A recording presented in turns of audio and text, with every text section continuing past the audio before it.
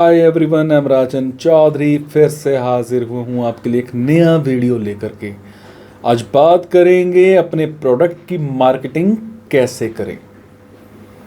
दोस्तों, अगर आप कोई मैन्युफैक्चरिंग का बिजनेस करते हैं तो ये वीडियो सिर्फ आपके लिए ही है।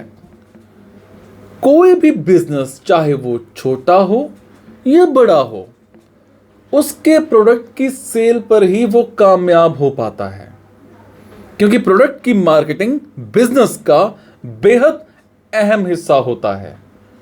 जितना स्ट्रांग आपका डिस्ट्रीब्यूशन होगा, उतना ही आपका माल बिकेगा।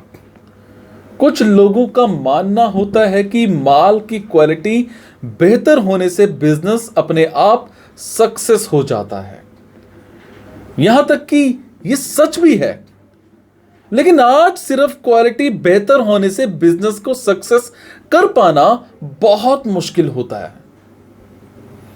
अगर आपके पास कोई बेशकीमती सामान है और आप उसे बेचना चाहते हैं, तो ये मत सोचिए कि इस बात का सबको पता है और सिर्फ इतना कहने से ही कि आप उसे बेचना चाहते हैं तो लोग खरीदने नहीं आएंगे, बल्कि आपको अपने सामान की सही कीमत या उसके बारे में बताना होगा, उसका प्रचार करना होगा।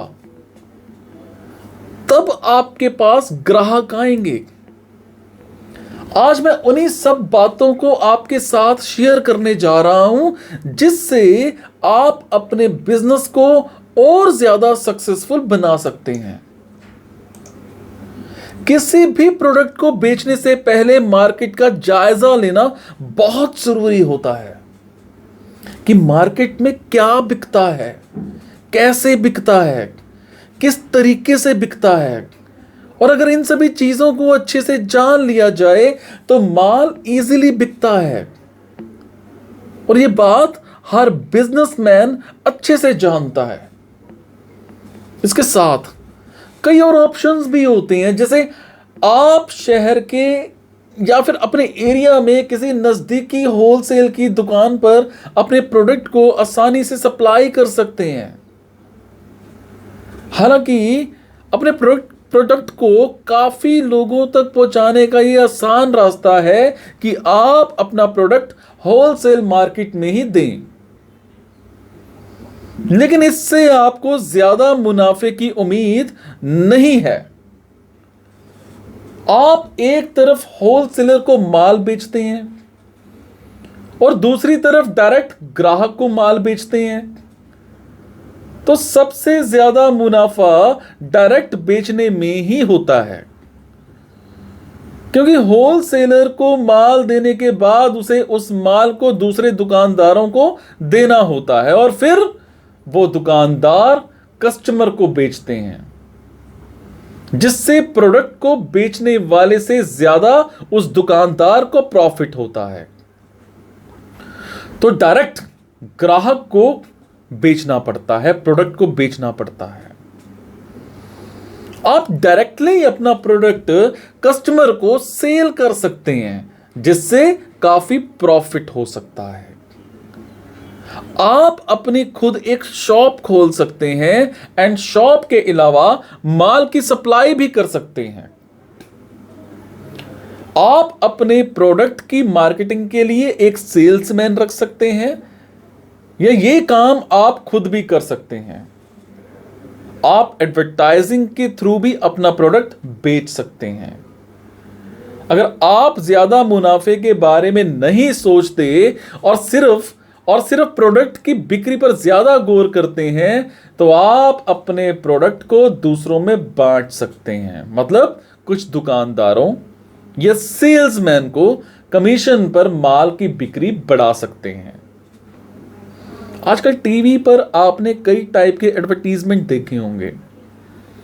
एडवर्टीजमेंट में आपको सिर्फ प्रोडक्ट के फीचर नहीं दिखाते, बल्कि उस प्रोडक्ट से जुड़े हुए हर चीज, वो प्रोडक्ट आपकी जिंदगी में क्या बदलाव कर सकता है या उसकी आपको कितनी जरूरत है, पूरा फोकस वो इन्हीं दो बातों को प्रूव करने में लगाते हैं। और ऐसे वर्ड्स का यूज करते हैं जिससे आप उस प्रोडक्ट को लेने के लिए मजबूर हो जाएं। उसी तरह अगर आप भी कोई प्रोडक्ट की मार्केटिंग करते हैं तो सबसे पहले आपको यह प्रूव करना होगा कि वो प्रोडक्ट सामने वाले के लिए कितना अहम है। जैसे अगर आप मोबाइल बेचते हैं तो मोबाइल के फीचर तो बताने ही होते हैं, लेकिन उन फीचर्स का कस्टमर की लाइफ में काम है डिपेंड करता है, यह भी बताना जरूरी होता है ताकि वो इस प्रोडक्ट को लेने के लिए एक्साइटेड हो जाए। मेरा एक टॉपिक आपको कैसा लगा मुझे कमेंट के जरिए जरूर बताइएगा। आपके कमेंट से मुझे प्रेरणा मिलती है कुछ अच्छा करने की, कुछ नया करने की। और अगर आपको लगता है कि बहुत ही अच्छा है, अच्छी इंफॉर्मेशन है, मैंने बहुत रिसर्च करके ये वीडियो बनाया, अगर आपको लगता है कि इसमें काफ़ी कुछ वैल्यूएबल है तो अपने दोस्तों के साथ शेयर करना मत भूलिएगा। क्या पता किसको कहाँ पे क्या फ़ायदा हो जाए और कौन सी चीज़ कहाँ पे कैसे क्लिक कर जाए, समझे। Thank you so much guys. मुस्कुराते रहो और मुस्कुराहट देते रहो। Thank you.